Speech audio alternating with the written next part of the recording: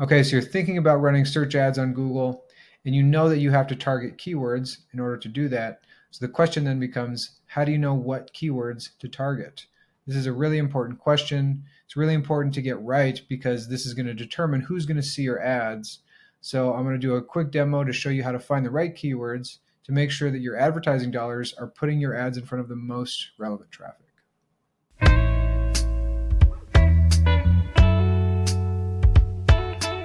Okay, so I am now in the Google Ads dashboard, and what I'm going to do is go over to Tools, open up the Planning dropdown to reveal Keyword Planner, and so this is where I'm going to find some keyword data. We're going to find what keywords we want to target. Okay, so in terms of a business, I did a quick search for just a local dentist and found this dentist in the Los Angeles area. Something to note about keyword research is that the default location or the default stats are going to use the entire United States as the location. So we want to make sure that in this case, this is a local business. I don't want stats for the entire United States. I want to make sure that these are keyword stats, costs, search volume that's pertinent to just this local area. So I'm going to start off with actually just crawling the site to see what keywords Google recommends. And so I'm putting the website URL in here. And the default option here is to crawl the entire site. So Google's going to return some keyword ideas that it thinks we could target. And I'm going to change this location, since this is a Los Angeles-based business, to just, whoops, not the DMA region, just the city of Los Angeles. Okay. Save. Cool. So we'll get some results. So this is a good place to start just to get some preliminary ideas, just to kind of get the wheels turning, what potential keywords we could target. Now, when it comes to most small businesses starting with Google Ads, one of the mistakes that I see small businesses make is they try to advertise for all of their services all at once. And it's really best to start off with just one or two services. That way you can maximize your chance for succeeding with advertising for just those services, as opposed to spreading the budget so thin.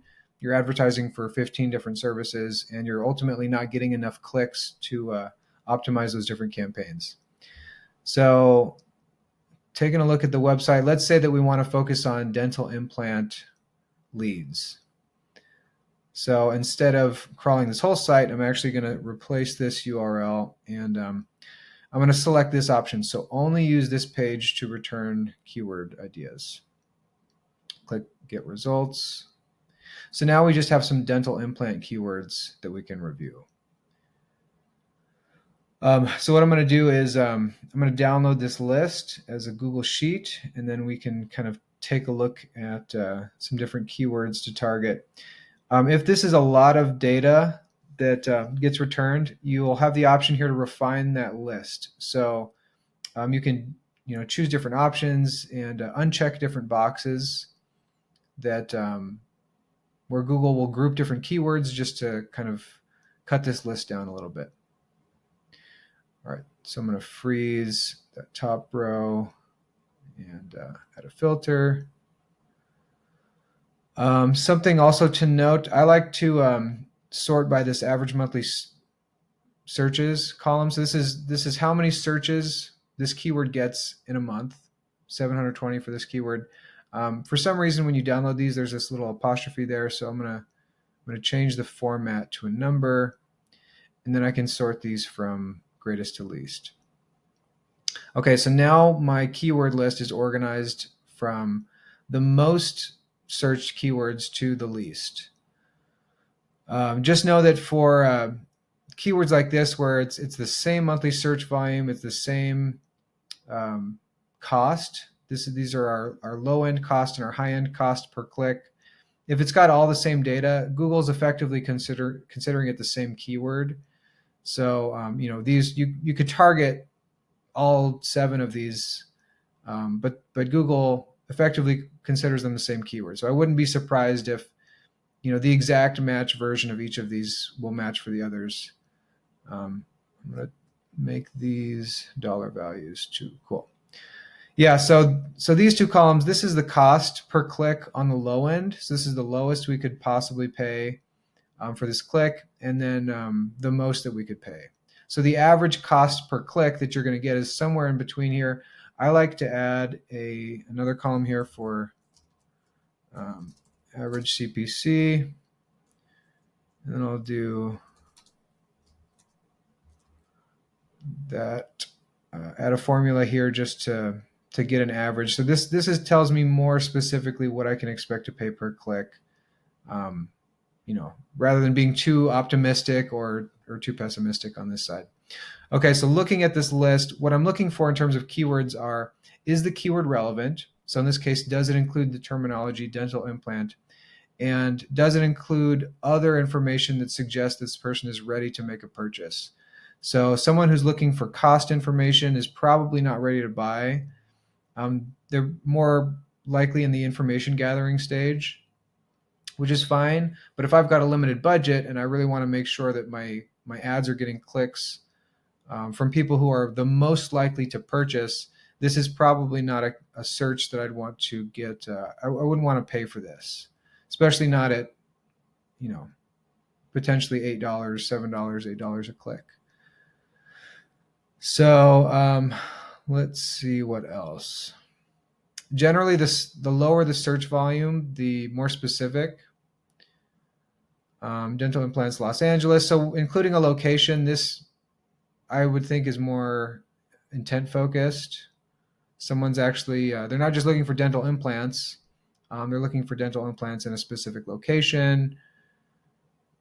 Cheap, probably wouldn't want to show up for that. Before and after, they're looking for pictures probably.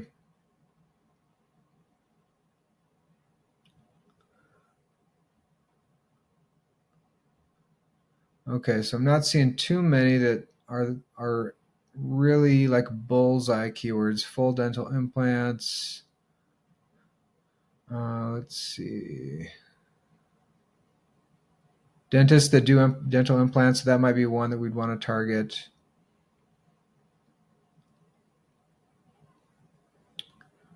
How long does it last? Information gathering. So what you could even do is if you did want to test those keywords, kind of information gathering keywords, and then retarget that traffic with more ads, you could. I would put those in a separate campaign though with their own set budget, and try to separate those from higher intent keywords like dental implants near me would suggest that they're more likely a customer than someone who's just thinking about this.